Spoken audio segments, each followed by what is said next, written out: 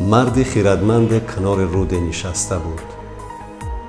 ناگهان چشمش به سگی می افتد که از تاثیر تشنگی خود را به نزد رود می آرد.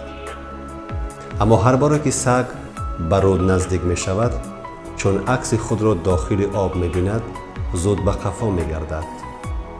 این عمل از سوی سگ چندین مراتب اجرا می شود.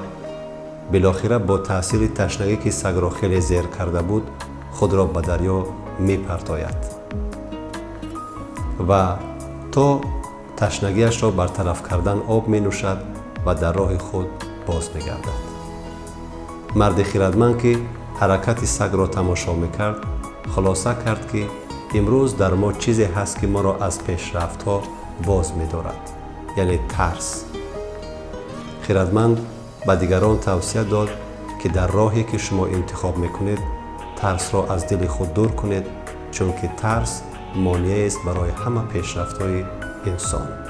از این رو ما نیز توصیه می دهیم که شما ترس را از وجود خود دور کنید، چرا که ترس برای شما امکان نمی دهد که قله های مراد خود را فتح کنید.